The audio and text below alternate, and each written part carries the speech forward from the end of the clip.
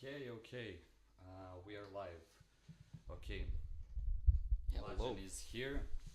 How do you hear us? Are we. We should be live. Is the sound better now? Should we up I think the. it needs some time for them to. Yeah. It appears that we have been.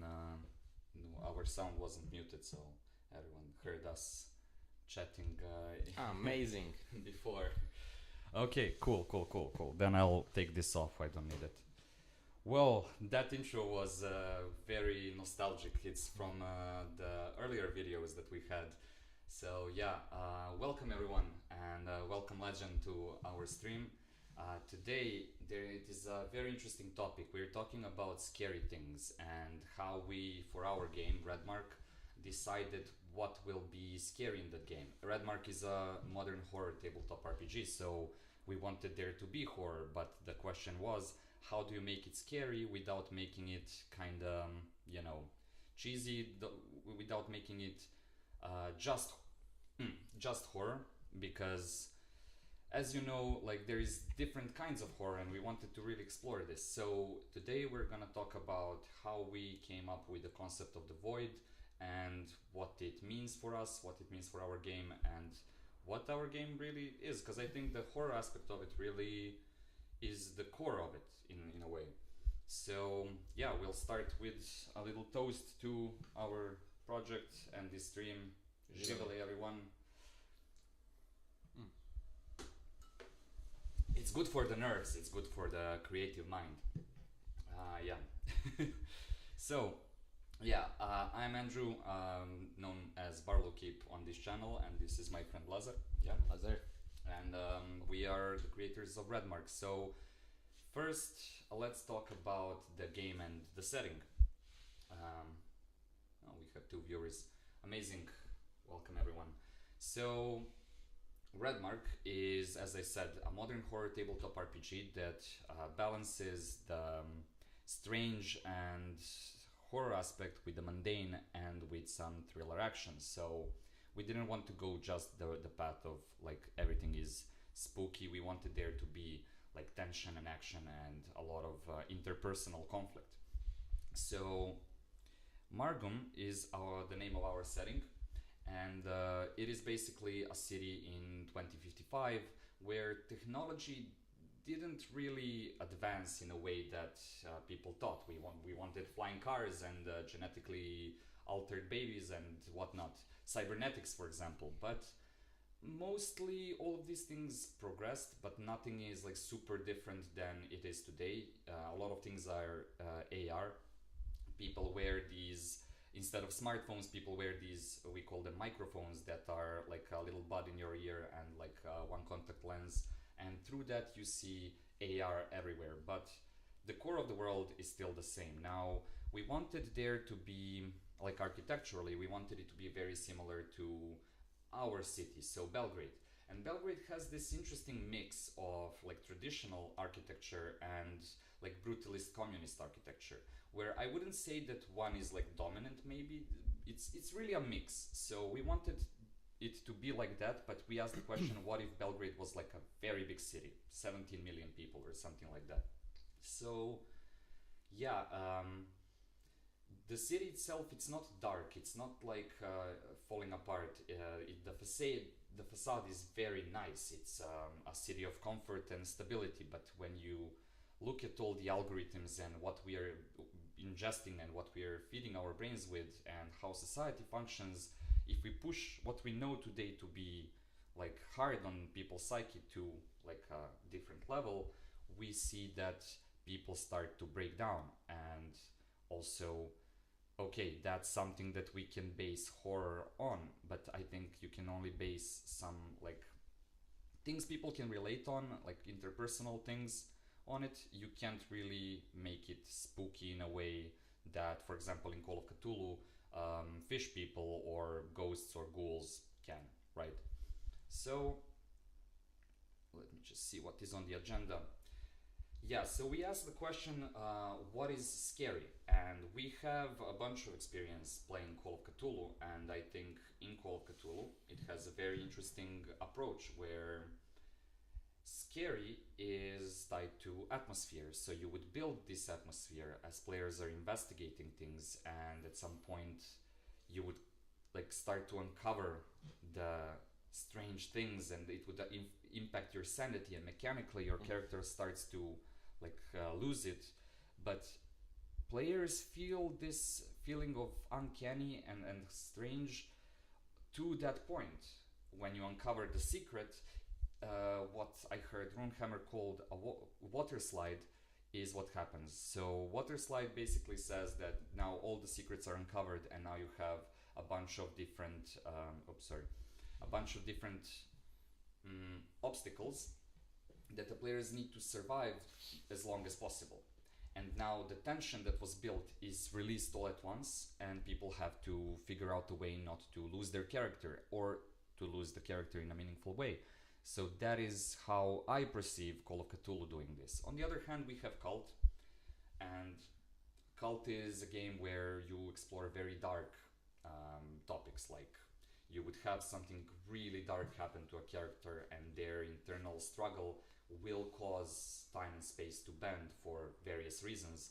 And this is the basis of it. The things that cause this discrepancy in time and space are usually very, very dark stuff, like losing your family, or having being abused, or dark topics are chosen because these dark topics are something that causes an emotional reaction, and you would have this feeling of very heavy feelings throughout the whole session, and you're kind of letting these strange feelings resonate inside you for the whole session. And the resolve is usually, well, there is no hope, everything is lost. So it is an exercise in you just feeling, in a way.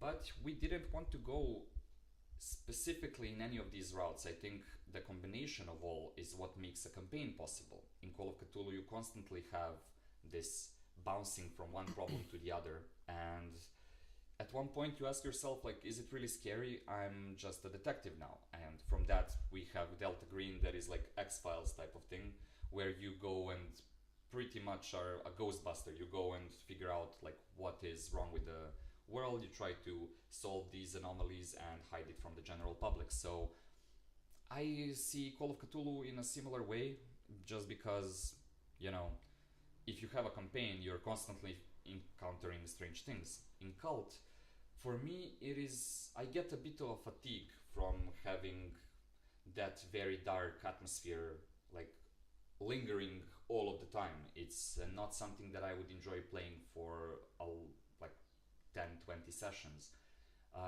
It's cool for a 3-shot, 4-shot even, but anything more than that, I don't feel the need to play it anymore. I need a little pause to distance myself from it a bit. So yeah, we wanted to do something in between those two. And first of all, in both of these games, we have enemies, we have monsters and things that are kind of, concrete. You get your Cthulhu mythos thing, and it has a health bar. It's a really huge health bar, but it's still a health bar. In Cult, you have beings that you cannot, even in Call of Cthulhu, you cannot beat them, and you're doomed, but still they function with some sort of mechanics. They are there, they have their stat blocks. So we asked the question, what is scary for us? And we came to the conclusion that ambiguity and vagueness are what causes the effect of creepiness. We came to that conclusion after we started making the game, so we were primarily focused on some mechanics and things that we didn't like, and we already modified. And at some point, while we were discussing those things, we were aware of the fact that we are creating a horror game, and we used to play our main campaign at that moment was in that genre. So we didn't officially define like what we want, like what we're trying to achieve. And when we finally came to this question, and like, okay, we never spoke about this like precisely.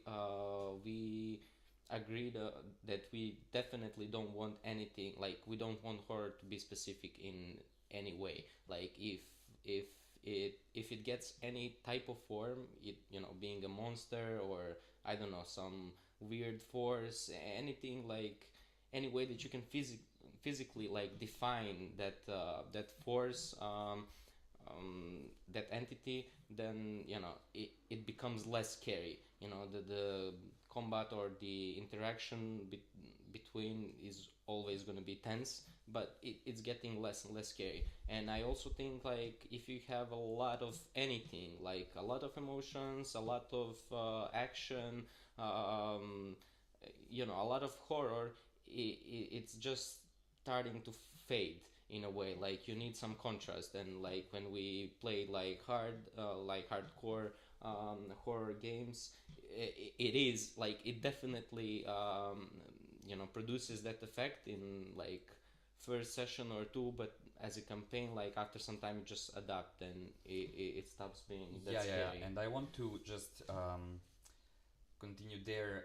You said you need to have some form of contrast. You need to have like too much of anything is not scary, and that's the thing.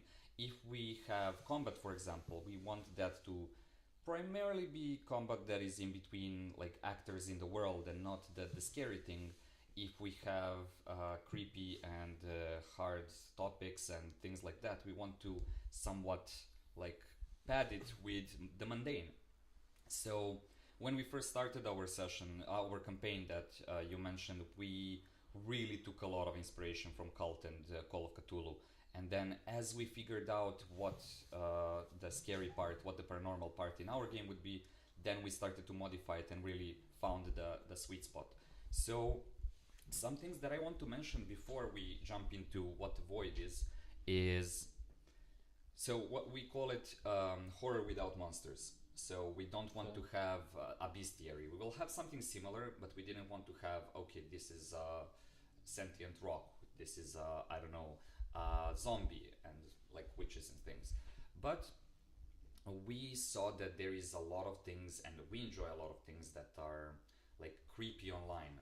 Mostly, like I enjoy a lot of these very creepy memes that some call like schizo memes, but I don't really think that's a proper name. You know, when you have like a potato behind like the washing machine, and it sprouted like its little things, and it looks really creepy on the wall, and then someone just writes "tear it out, tear it out, tear it out" in like red letters underneath. You have like that also meme with a cat that like opens up a wireless device and sees wires inside, and then someone makes another meme that says flesh inside. It's just like, why is that interesting to people enough for it to become a viral in a certain niche? Probably because it's unexpected, it's weird, it's visceral, it causes a reaction. And I think it is, I might be wrong, but I think it's a similar thing that we feel when we look at like SCPs. I don't know if you know what SCPs are. It's secure, contain something, I don't know. But it's basically a made up organization on the internet that has its own wiki, and anyone can add their own entry in it, where you have anomalies in the real world. They're basically like containing the anomalies of the real world, but some of the entries are really interesting. For example, one that I always use for our as an example for our void touched places is the infinite IKEA. Basically an IKEA store that is infinite, and beings live in it, and you just enter a normal IKEA and you get lost in the like different fake rooms, and at one point you can't find an exit anymore. It's those types of SCPs that are the most interesting. There is our mod. Hey, thanks for jumping in. So I think those things are what is very interesting for me in that universe. I know some are very monster-like. For example, you have one of the most popular SCPs is like a statue that When you look at it, nothing happens, but when you don't look at it, it just teleports behind you and breaks your neck for whatever reason. I think at the moment we defined what that's scary for us is the any situation that is like weird and common. Basically, the situation that poses many questions. Like if you ask yourself, why is this here? Who would and with what motivation could do such thing and.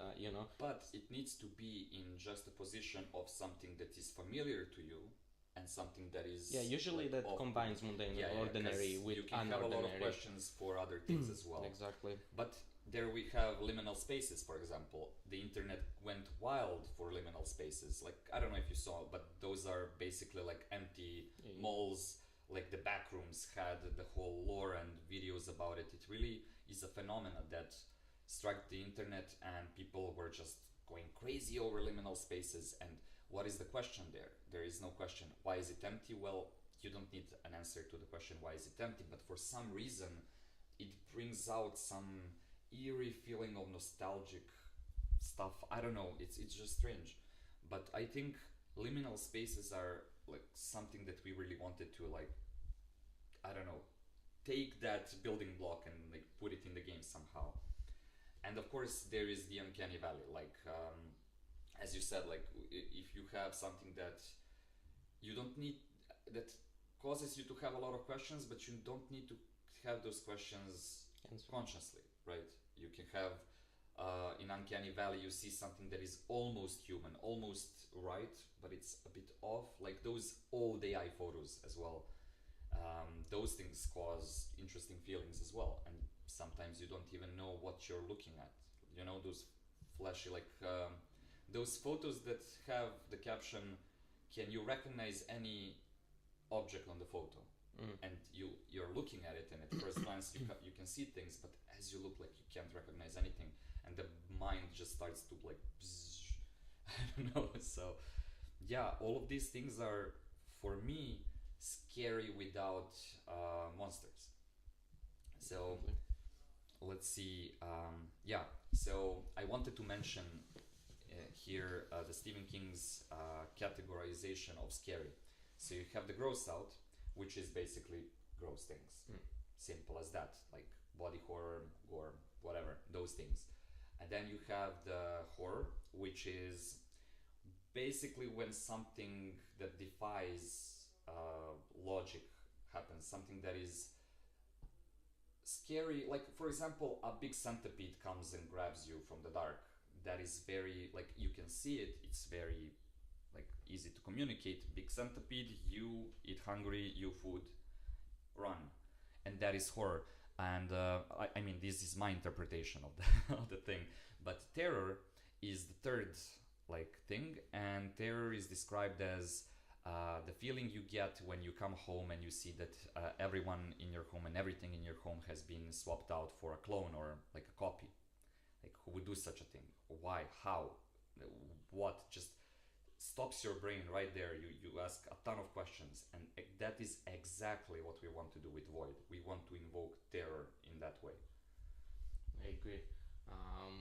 And there's also an interesting way that we came up with idea of Void, and I think it kind of like it proved, like the Void itself proved it has a place there. Like we haven't planned, like basically we already talked about this, but I will just summarize. Like, we try to define all the actions that the player can do in a game with skills and aspects. We didn't have much issues with defining skills. Those were things that we already used, and we already kind of played with these ideas before, not in this way, but like it was similar. But then when we came to aspects, we wanted like 6 like other contexts that could define skills and be combined with them, and define all the actions. And we really missed one. Like, we came up with 5 very easily, very quickly, and then for hours we couldn't find the 6th one. For those who don't know, just to recap. So we have six skills and six aspects. Skills are force, move, shape, adapt, control, sense. And aspects should answer the question in what context you're doing something, and they are used to combine them with the skills to actually know what to roll to achieve a certain task. So we have industry, nature, social or society, spiritual, science. Not in that particular order, I screwed it up, but that is when we ask, like, okay, these are some things that really have huge coverage in our world, and what is missing. And spiritual didn't really feel like it. Like, spirituality and the higher power, the things that we can't comprehend, are not the same thing. So, like, we were missing one. And that's where, like, okay, we are left with this void on the page. Like, we couldn't think of anything. And that's how we came up with the thing. I mean, we definitely at one point said like, okay, maybe it is just a void, you know, like everything that generally humans don't know, since we don't know, like we don't know how to name it. Like if we give it a certain name that is already like there that we use for unknown, then we gave it a form. Then you expect, you know, it has a definition or purpose or conscious. We don't want to, you know, be specific about any of these things because it kind of ruined the nature of void. It was like it became a pillar of terror in our games, I would say. And after that, like we discussed with people we were playing at that moment, it was his sister and her fiance. Like we started you know, to make the game in Egypt, so we were there at the moment playing some, you know, casual small campaign, and we asked them like, what do you feel is missing? And it was interesting, without even mentioning the word void, they kind of said, actually, yeah, Tina said it, like the void. That was really like one more, you know, time. Then like we realized, okay, I mean it is already definitely there. And after that we kind of realized how actually cool it is that it is part of the mechanics. And then, you know, the ideas about how can we use this thing really, you know, started to I mean, go crazy. for those who played Call of Cthulhu, you know, you have a skill called Cthulhu Mythos. This is basically it, but it doesn't only, that this is the thing. We couldn't really define void for the longest time, so we started like throwing ideas. How do you define it? What will we write in the book? Like, you can't just say, okay, it's where human comprehension stops and all that, but like, how do you define it to the GM? And we started to like ask the question, okay, is it something that represents cosmic horror? Well, yes and no. Cosmic horror is something that makes you feel small, that makes you feel like you're just a speck on like of sand in this huge infinite space, and your life is maybe just there for higher powers to play with. And all that still stands. Like, we can use it as like cosmic horror, but then again you have what is called cosmic bliss. Now, why would we say that cosmic horror is just one part of it? Why wouldn't we say, okay, there is multiple different interpretations? And cosmic bliss, I don't know where I heard that term. It's still very much tied to cosmic horror, right? But it's when someone feels blessed from that fact that they are like, for example, I think the example was there is this huge figure made of human bodies that is like slowly taking people and adding them to the mix. And the story is described from the perspective of one man who is longing to be a part of it. Like, that is super creepy to me. Like, you have this real longing to be a part of it. And I think that idea that void is not necessarily evil, but it will in a way distort your reality to something that is beyond recognition, is really appealing to me. Like, I know I get a lot of comments in my cult video. I am not very satisfied that that's the video I'm known for, but the cult video is the place where I said, okay, I think cult has hope inside of it. Like, for humans, there is hope inside of it because they are in a way divine beings. They were divine and now they are trapped. At one point they will become divine again, and they will continue living in this horrible mess that they left from their previous role, and they won't change. Probably they will still be horrible beings that they were. But for me, that idea that I will lose my sanity and like go insane but become divine was in a way like light at the end of the tunnel. Like, it is scary, it is super like screwed up, but I don't know, something like is nostalgic there. In that dark world, I found it deeply moving, deeply nostalgic. And I've seen that other people are moved by my video where I explain it in that way, but they say, okay, the video is cool, everything that you said is really atmospheric, but there is no hope in Cult. But I think there is hope in Void. And I think hope and scary stuff can live together. It sounds like that's not possible, but like hope and nostalgia are connected. And I would darkness and say that even like comic moments with horror can also be well combined, because if you have only, and we do it in our games, like yeah, when yeah, I yeah, yeah. come back to some of our favorite moments, they were like both like thrilling, scary, but also comic. Like we had good times and some laugh. That's maybe the moment what where we prove that really you need the contrast, because it is scarier if you can have like fun conversation with the character, and after that see some like terrifying things. Those terrifying things become even like more real and more terrifying, because that it can happen in a world where you can in one moment be relaxed and have a casual conversation. After that shit can happen, and it just gives another level of like terrifying in my opinion. I mean, you in our can't have experience. a tabletop RPG session without laughing. I'm pretty sure. Like, at that point, you have to Yeah. integrate the laughter and the comic effect into it as well. Like, I mean, we're just people sitting around the table, Yeah, but it's not drinking, just us eating. players having fun. I would say like even like the characters in the world, they're still like not feeling so terrified at every moment of the Yeah, yeah, game. yeah, yeah, And yeah. that's Definitely. what I think like it can be combined. And it is combined, like, and our whole like premise was that we don't like, if we make this concept of horror, which really works for us the best and longest, I would say.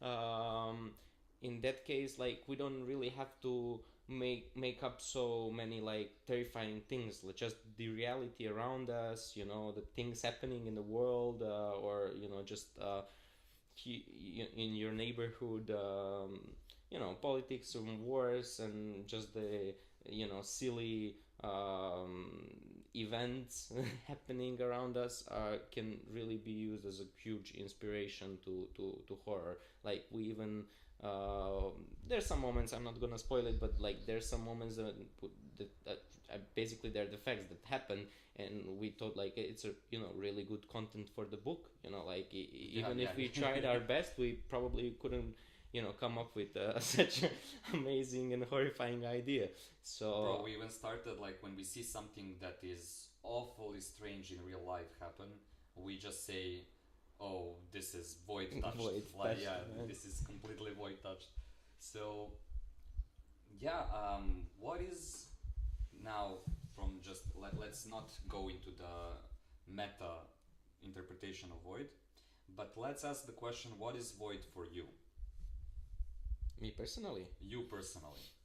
mm, I would say like all those moments when you feel like you are not alone, but you don't know who else could be present.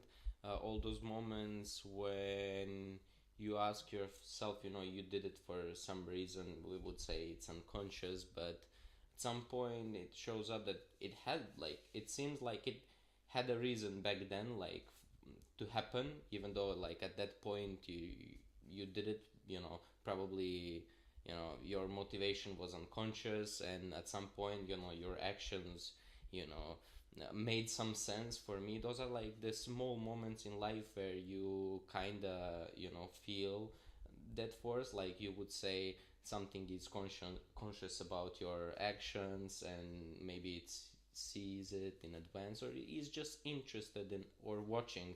Like we all at some point have that feeling. I think like when I was younger, when I was kid, I was really asking myself that question a lot, and I mean, religion was not so uncommon like back home, so you would have that concept of higher being, a god who sees things and trying to make some order um, in that in the world. I don't know like how much I like you know uh, how much I believed in the that strict idea of God. At some point probably um, enough, but just saying like you would ask yourself when you were younger a lot about these stuff. You ask yourself a question. For example, I asked myself that question a lot of times, and we discussed it. And you said you thought about the same thing at some point. Like, are we here just to? If we are here just to be tested, for example, like somebody is watching us, then maybe like all the people around me are just simulation. Just you know they are there for my test, because if it's a test, then like there's no way that we are all participants in the test. They have to be some kind of a constant and stuff like that. I mean, those are, I guess, normal things to ask yourself when you're a kid and trying to define the existence. But now I think we still have that feeling in us, like we don't have those questions answered. They just moved more into our unconscious Well, yeah, in like part. everyday life, you see things like you just go about your routine, and then something happens that reminds you that you don't have it all figured out, and you're like, oh yeah, we have no idea what the world is all about, and those are the moments that we usually say are void touched. I then You said there is like a consciousness that is maybe looking at you, and then I would ask, okay, is being lucky something like, is luck tied to void? And in our system, it is really coupled with void because, and this is, I will spoil a little thing from the book, but we ask the question, who is more lucky, the person that wins the lottery or the person that was late to like a subway station, and the train was late as well, and they made it in time to go and have an important interview. For me, the person that won the lottery is in a way less lucky, because the universe did it so that they can have like, maybe the fact that they won the lottery will eventually spiral into something that they do with that money, and it would be like glamorous. But if the whole universe stops just to look at you and make sure you catch a train, that is absurd. Like, why would the whole universe try to make you catch the train?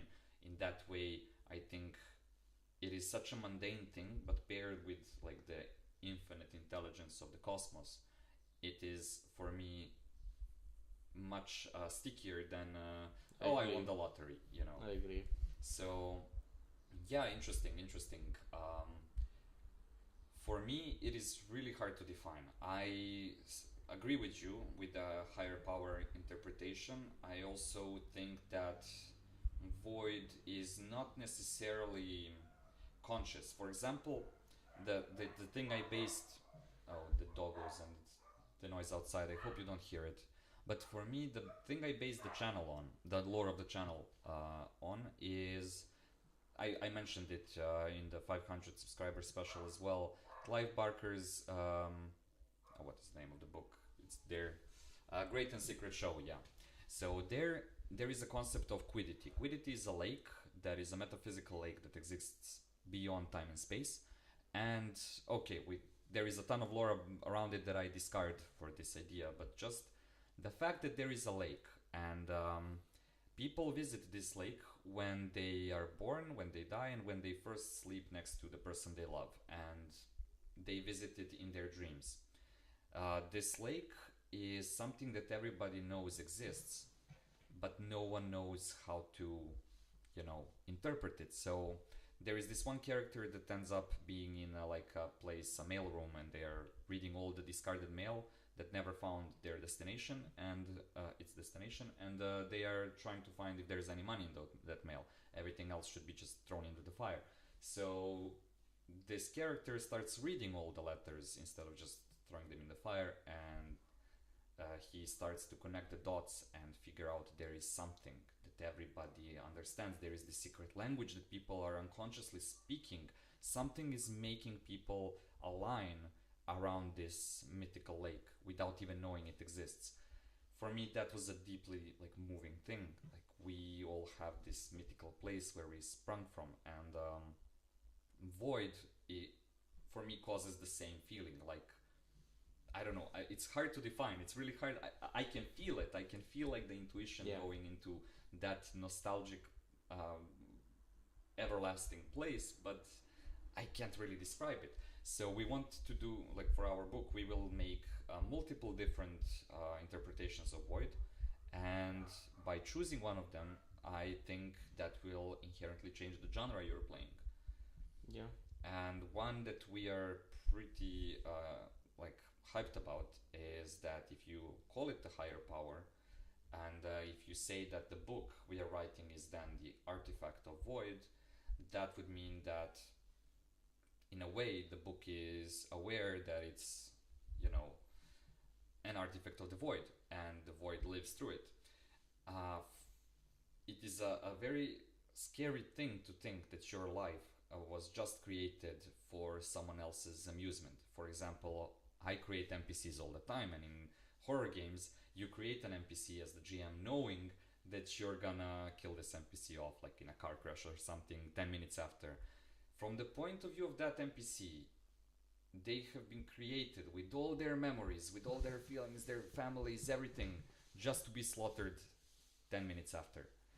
That is a very scary thing. And then we can say that for our characters, the void would be interpreted through the players. Players are the higher power, but then again, for players, the GM is the higher power, and then we circle back to, okay, what is the higher power that is somewhat controlling the GM? Well, it's the dice.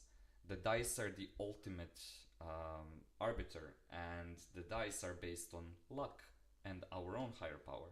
So yeah, that's very interesting. At some point, it was all started connecting. We didn't have that idea at the start, as we said, but generally, just the idea, that as a player you are void to your characters, and there's still that power, that is unknown, unpredictable, that is kind of reflected through the dice roll, is so cool. And I think it also shaped the approach to the game, that we, of course, we didn't expect it really worked on that, and I think it's on unconscious level, but you definitely don't play with your characters the same way you did before. We should then probably say how void influences the world. Okay, we have said pretty much TLDR would be, it's a higher power, it can be dark, it can be light, it does its own thing, and it's the answer to why is stuff strange and why do I feel strange. So okay, you can still have a liminal space in the game that feels weird, but what makes a difference between a liminal space that feels weird and the void touched space? And then we decided to have void touched people, events, places, items. You can call it void touched, you can call it cursed, whatever, but the idea is that there are people that went through severe trauma and lost their composure, their sanity, and were left with something that's anomalous about them. Same goes for spaces that had this huge amount of emotion or spirituality in them, be it monasteries or ritual places with sacrificial lambs and stuff. Anything that pretty much could cause this emotional tension could invite void to touch it. Now, the rule, if something will be void touched, that is something that is beyond even our understanding. What is chosen? Is there a grand plan of things that will unravel? We don't know. But I see there being people that are like severely damaged and still have like some insane abilities. For example, Avram from our campaign, who was based around Memolian from the Damnation game. That is a perfect example of void. Nowhere in the book is it ever, I'm not gonna spoil anything, but nowhere in the book there is any explanation if this character is conscious about how they are influencing people around them. But they are doing some paranormal things. Even you can ask the question if those things are really happening or not. Like, you don't really know, but something is really off with them. And I think that is our idea for these characters. And before anyone says, well, that is basically monsters, our idea is that the majority of campaigns will not interact with these beings directly, nor with these places maybe, but they will see the aftermath. You will be walking behind what they left while wreaking havoc or whatever. You will see the consequences, and that lingering void is what's gonna cause the most. But like he said, it really the definition and the position of void in the actual game definitely defines the genre, and you can play with it. We played with it a lot. Usually we would say you don't have characters wouldn't interact with many void touched people or places. They wouldn't go through void touched events probably, but like that could happen. Just saying, like, we still have a sort of a sanity mechanic we call composure, and it really restricts you from diving into that depth the void is, because you wouldn't be able to survive it long enough. And I mean, we had some ideas about like what for us makes a person void touch. For example, we would say that that person definitely achieves some greater power. Sometimes it deals with it completely unconsciously, by intuition of not realizing how the things really work, but it just accepts it. Probably the fact that it loses some sanity helps him in that way, so it can accept something that is beyond logic, and because it already lost the logic. So we thought like people who are a little bit crazy would probably be able to touch the void and still be somewhat okay. I mean, that they're still gonna be crazy. They've been crazy before Like that interaction. We talked about for example, a homeless person that sees things written on the walls that no one else can see. Are they really insane, or is it something that is like a scripture of void written by the like Mayans on the pyramids that are now buried underneath the ground, like that sort of thing. I would give an example of a void touched person, so we can go and say, okay, you can have some cool powers or something, but that's not the point. Like I know yours are a bit more like in the offense part. They have something that gives them power over the world. I have designed others that are the complete opposite. I wanted there to be balance, and I'm really fond of one particular void touch character, and that is the like Ordinary Joe. Ordinary Joe is like my brainchild that I really like, and I'll just tell the story very briefly. You will find it in the book as well, maybe the quick start, but we'll see. Well, the Ordinary Joe, or the like just Joe, is a character that worked on a farm. He has two daughters that left for the city, and he had a wife. She also left at some point, probably because he was very boring, very mundane. He spent every day the same, and he spent his life the same. How he met his wife? Well, he was selling groceries in the big city near his place. And at one point he got a call while working on his like cornfield that his younger daughter died basically in an accident. And when he heard the reason, it was that she fell, like tripped on a couple of steps of stairs in front of her house and just like hit her head. And even the death of his daughter was so mundane that, oh yeah, we're good. Even the daughter's death was so uninteresting that he felt like deep sadness, but also deep like anger, you know. And with this anger, something touched him, and he started to cry, and his tears fell to the ground. And the next morning, in that corn, he found those corn circles that everybody thought thinks are aliens today. After a while, he, of course, people came, thought he did it. Security cameras didn't show anything, but people were sure he did it to like get attention after the death of his daughter. So he got into a fight with a neighbor, also got very mad and started to like cry. His tears fell on the neighbor's land, and again, crop circles appeared.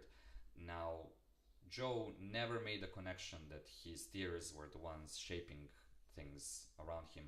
So he was pretty much hated by other people in the village because he destroyed the neighbors' crops as well, and like they all thought it was just attention seeking. So he moved to the city, and on his deathbed, he figured out that it was his tears all along. So he went outside with like the last like part of his strength, and before he died, he cried his soul out on his daughter's grave, and he died there. In the morning, the whole graveyard was completely rearranged. It was beautiful in this pattern. It still had streets, it still had all the graves there, but they were arranged in a much nicer way.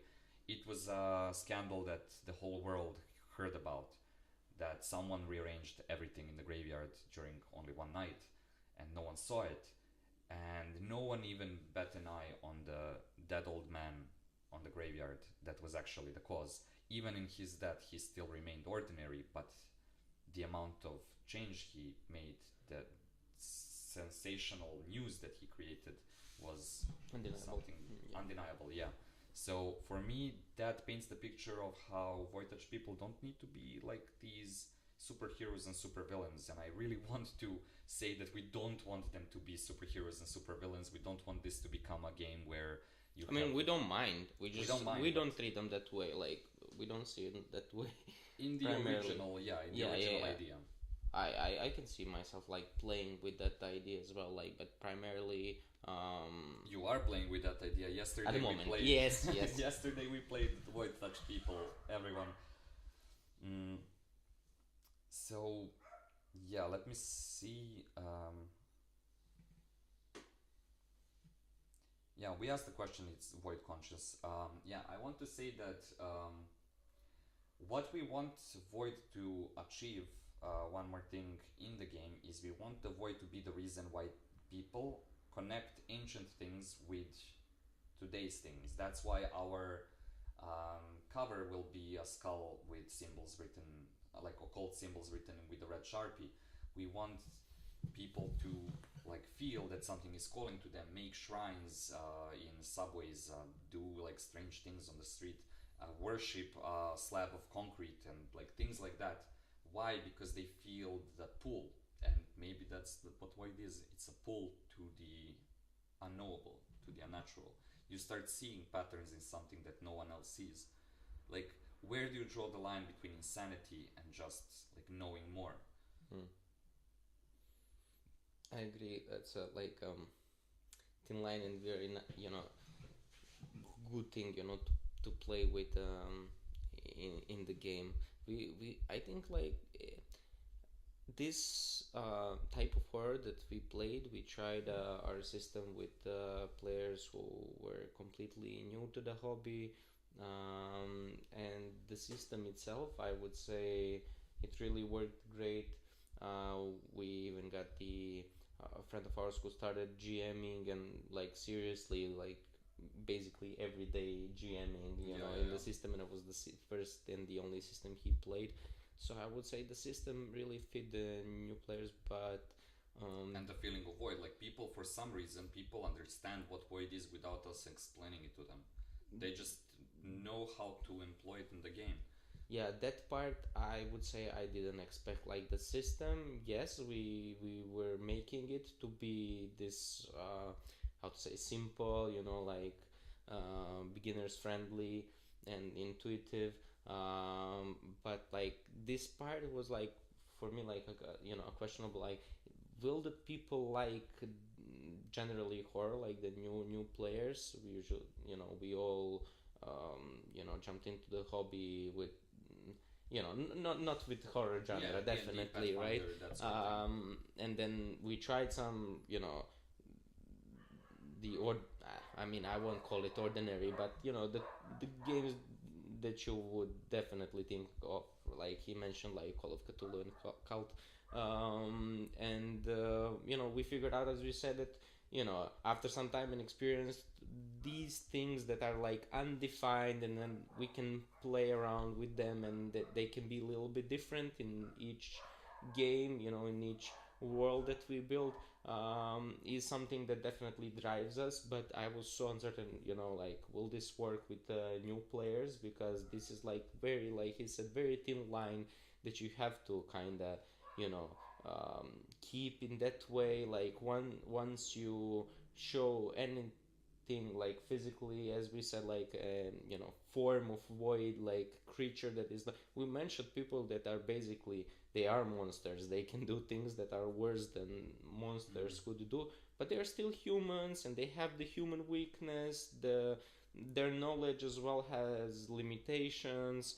The more you figure out about them, the more you can, Yeah, like yeah, yeah, yeah. identify and connect with them, and then realize they're just humans, really, like broken humans that can do some also like weird things, but they're still like humans. And you don't feel like the void is still, even though it works through them and it's obvious, you still cannot define void because of those acts. And then if you interact with other void touched person, you will see it works completely different, Yeah, yeah, and yeah. then you still cannot define it. So that's like one force, one entity that we wanted like to separate from everything else, like. Yeah, and then people can't really put a finger on it and say this is a bad force or this is a good force, and that's what we want. So basically, we're naming something that already exists in the world. But you can, as we said, you can change the interpretation. You can say void is strictly bad, and your game will completely change. And as we said, this is not just a horror game. We really think there should be action. And okay, you're fighting the creature, but you're not fighting the mythos, right? You're not fighting the void. You're basically the reason why my players had a confrontation with this void-touched person was not because they they had beef with the void. They literally went and made a problem for this person. Like they caused a problem, and they were to be punished. That's how they entered the whole thing. I had no idea that they're gonna cross paths, but it happened. So yeah, I think we can surely talk more about how changing void. Okay, we said we will have multiple definitions, and it will change the genre and the style of game when you change the void. But we also want to say that this can be changed completely to adopt to a different setting. We have two examples of what we have tried so far. This is not going to be in the finished book. This is more like a expansion territory type of thing.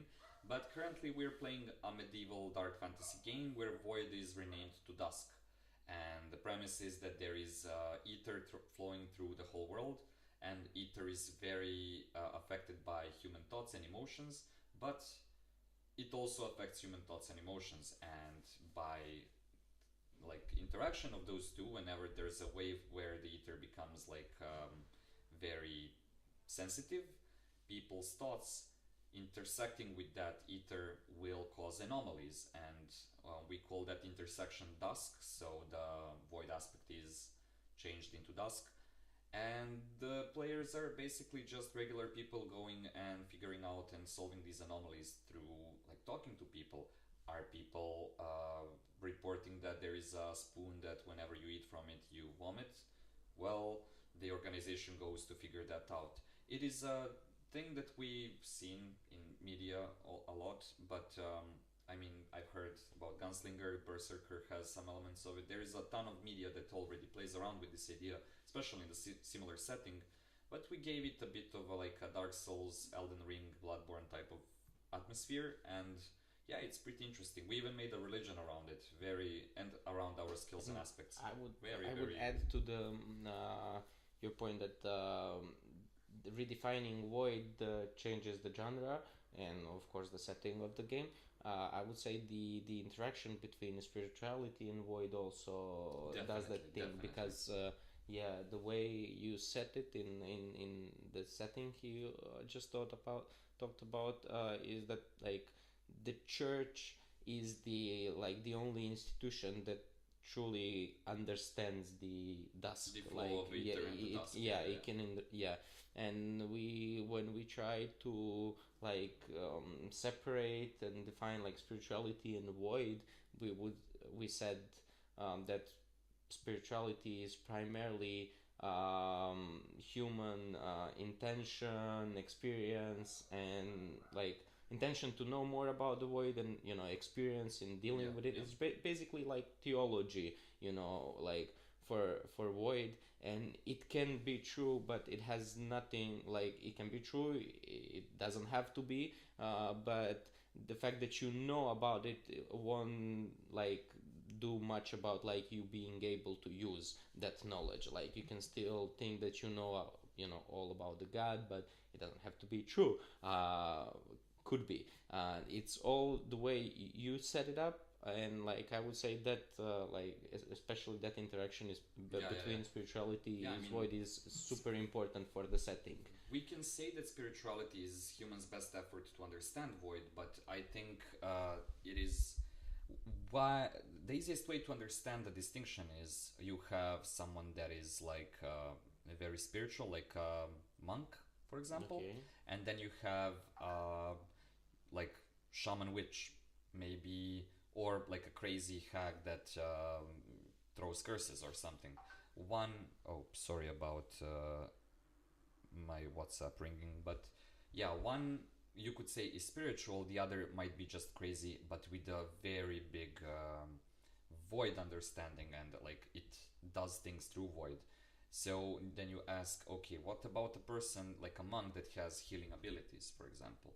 Well, I would say both are very pronounced in that situation. Like your spirituality, your like spirituality is also your personal, not only like understanding spiritual things, knowledge about religions and stuff like that, but it's your personal intention to be open to void, and To open learn the truth. yeah, Like you are seeking the truth. That would be the difference, I would say, for like spiritual people from those. Like if we have a character that is not really proficient in spirituality, we would say that character is not really interested in that topic. Like it doesn't ask himself like what's the high purpose of life, or is there a entity, a god, or who sees us and has a conscious and stuff like that.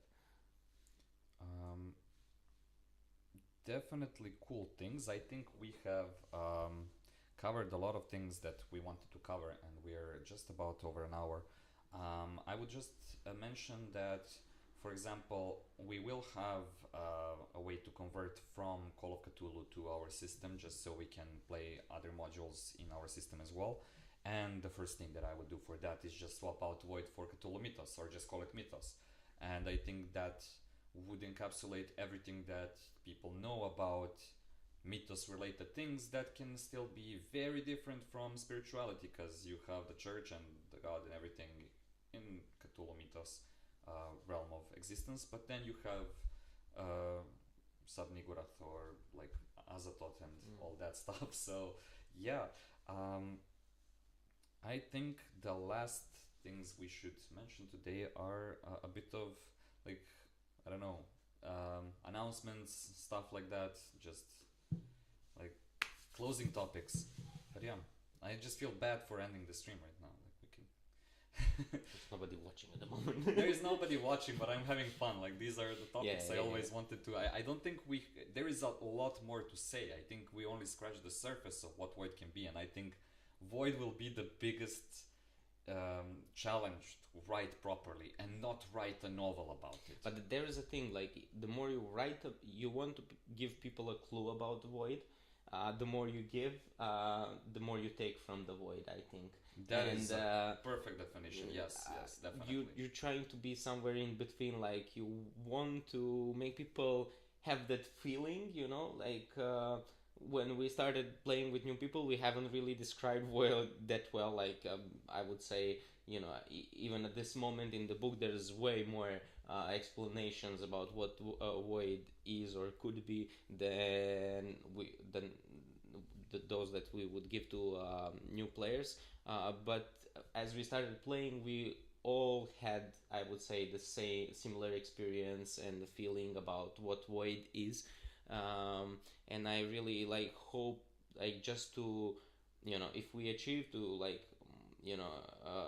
GM to get that just that feeling and then have all the freedom to modify the Void and make it what it is for his game, that would be amazing. Because if we started, we had a lot of actually very cool ideas about the Void, and we started developing them, and they're gonna be in the book. That you will have options to choose. I want this approach to the Void, and that's definitely something we wanted. But we still even with all those ideas, we're still coming up with new ideas of how could we use the Void, and how could that put a system on a new test and everything. And I really hope that people they just won't stop there. Void is what it was for us. I really hope this is his idea that's going to be developed more and more, because for us it showed up to be the main thing that you want to modify when you're playing a new game. You cannot change skills that much. Those are just definition of our skills. And when it comes to aspects, all the other aspects besides spirituality and Void, they're not so friendly for interpretation.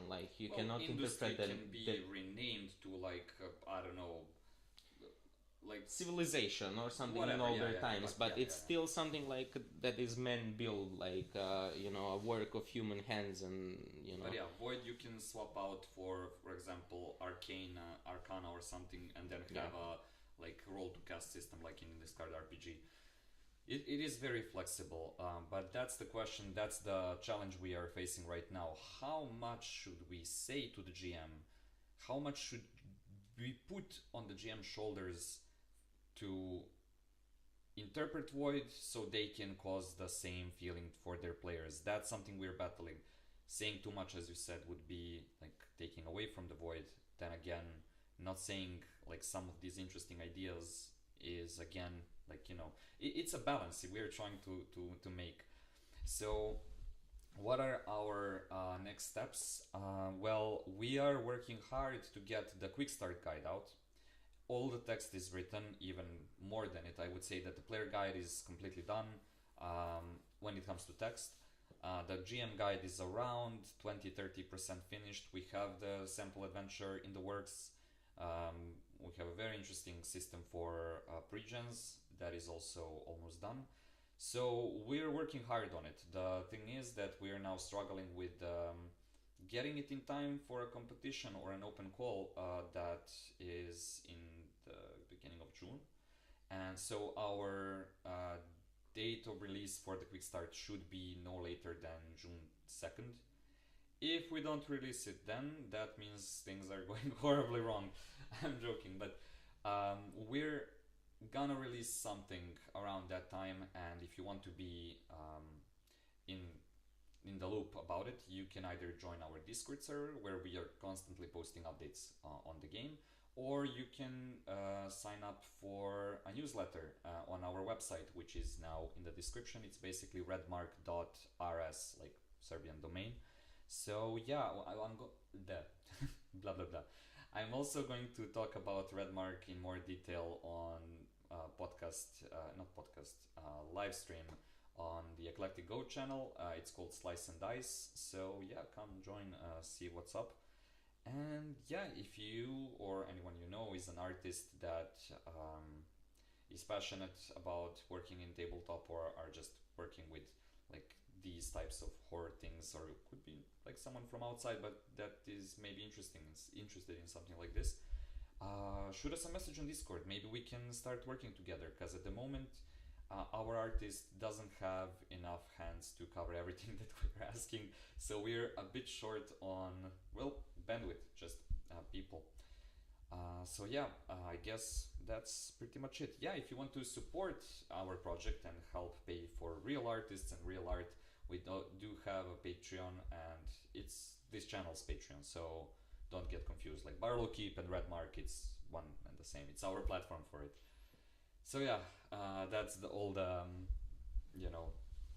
blah blah blah announcements done. I think we covered a lot. 1 hour 8 minutes. Beautiful. Thank you for coming, guys. Thank you very much for watching, and yeah, we will go dark when it comes to videos for a while now to work on the quick start, but you can expect to see us live in like 1-2 weeks, maybe again. So if you enjoyed this one, I'll see you then. Until then, I bid you farewell, keepers. You see, this is why I don't do it on the streams, because I have to then do the whole